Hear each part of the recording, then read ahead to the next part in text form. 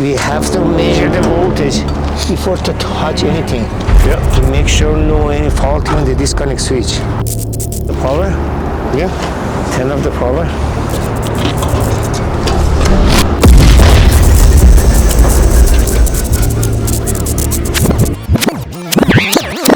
Oh my God, what are you guys doing here? Hey, so I'm Emmanuel. Today we're going to show you how we do a rooftop unit maintenance.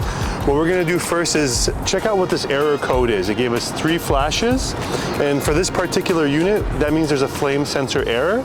So we're going to handle that first. We're ensuring there's no voltage to the unit. We've de-energized it. And after we do all that, we're going to change the filters, we're going to give it general maintenance, and we're also going to change the belts as well.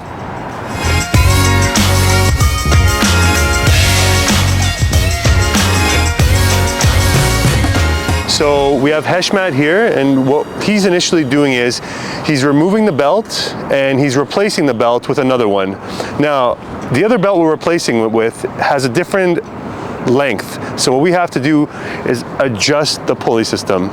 After we do that, we're going to take the flame sensor, because we have an error code with 3 flashes on it, and we're going to clean the flame sensor. Hopefully it's still good. If we get a good reading on it, we'll go onwards to change the filters, and that should hopefully be it for this unit.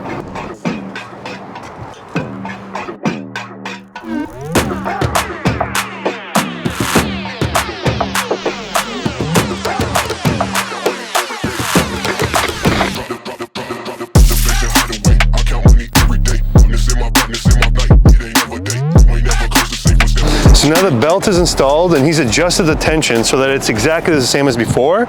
And what he's done here is he's adjusted the length of it essentially, because the old belt that we had was a little bit, it was just slightly shorter because it was a different brand. So you can still make use of the new belt even though it's a little longer by adjusting the length of it and the pulley system.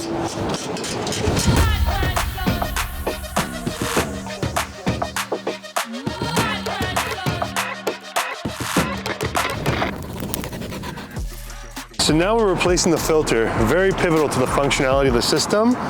So we got 2 filters over here. They're 1625 by 2. As you can see, they're a little dirty. That's one. And that's the second one. How often the filters need to be changed? It really depends on a number of circumstances. What's down there, you know? Is it a daycare? Is it an open mechanic shop? So realistically, you should be able to get away with about every 3 to 6 months. That's kind of an extreme case when you're going once a month, once every 2 months. Something's wrong down there. But twice a year should be normal for most people. You got the marker, sir? I'm going to put it after. Thank you, sir. Put it here.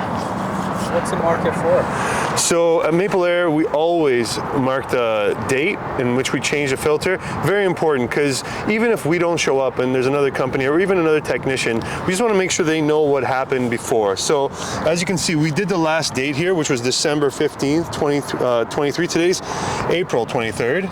So the next guy has a chance to know exactly what's going on, you know? All right, you like to do it right here? Yeah.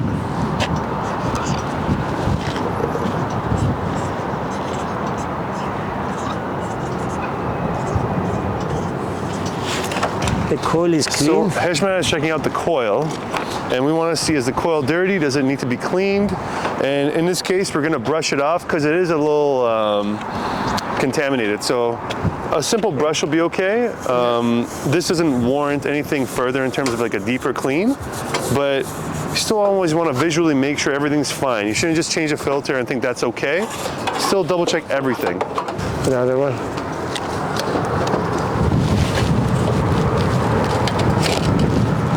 Push it down this, push this one down, no, here.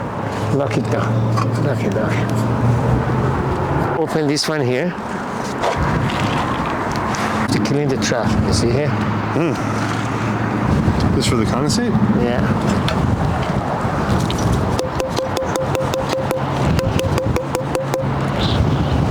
What's that? Yeah, It's a trap.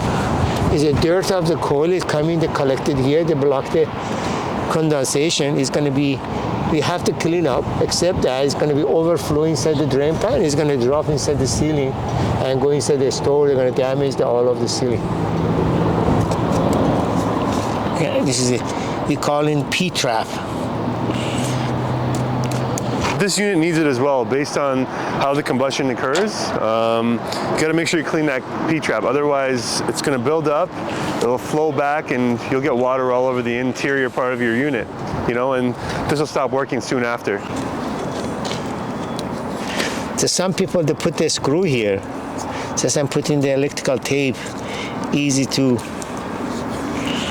yeah, bird coming and sit here to drink the water is going to drop down. We don't want to glue it because we need to clean up every time we come in. If you put the glue here, it's not going to be easy.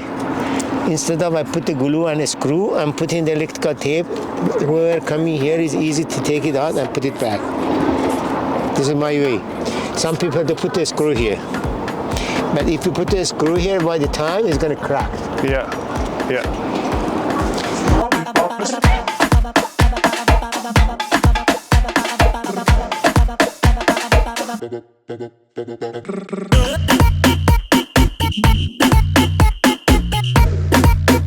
So remember, you don't want to use a brush that's too rigid or even rougher than this. You want something that's a little more malleable and soft.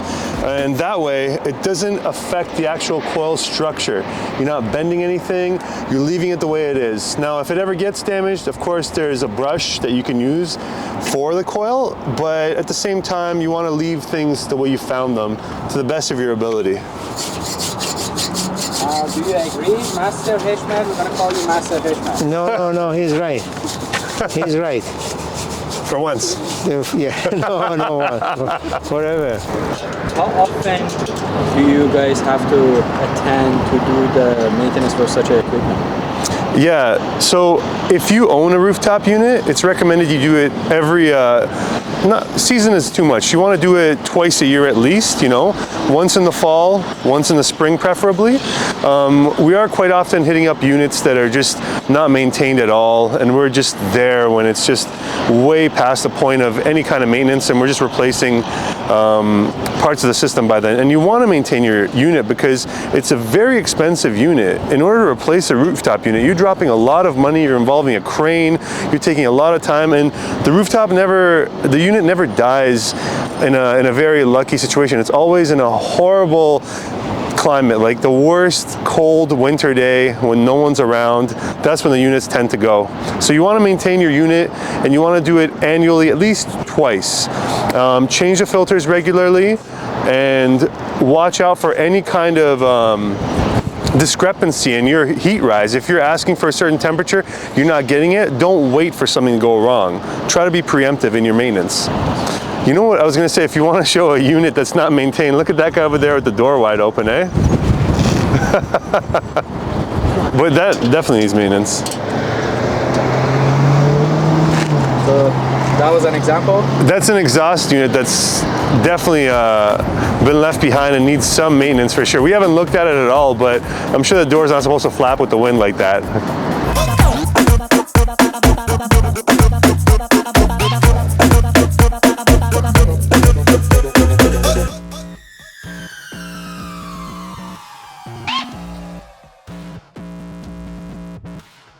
I'm all kinds of bad when I drop on the beat. The unit back on, we're gonna energize it, and we're gonna check the functionality of it. We're also gonna jump the system, so we don't have to go downstairs and check the thermostat. We will do that ultimately, but at this point we're gonna jump the system via the circuit board, and we're gonna do a call for heat.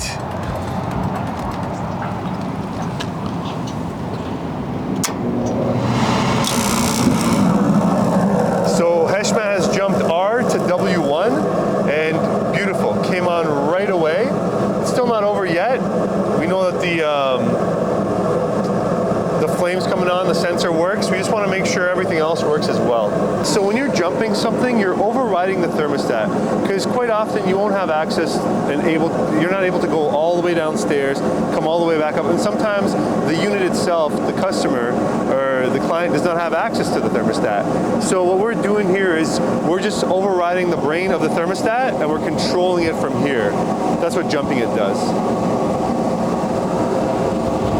What area does Maple cover in terms of like maintenance? Yeah, so we do have a vast territory, and we do make exceptions for certain clientele. We've gone up to Blue Mountain even. In general though, we're going anywhere from Ajax to Oakville, Brampton, Mississauga on a daily basis, all the way to downtown Toronto. And northwise, I guess we've even gone up to Keswick and Georgina as well. So we do have a vast territory with a number of able-bodied technicians, and we're happy to service anybody who needs it within our territory. Where are we right now? So right now, it's funny, we've been all around the city today, but right now we're probably, I think we're in Mississauga.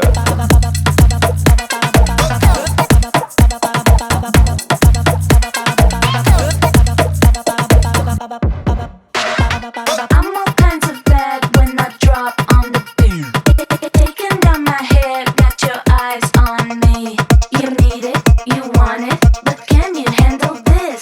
Lollipop is poppin', poppin', poppin', pop is lollipop is poppin'.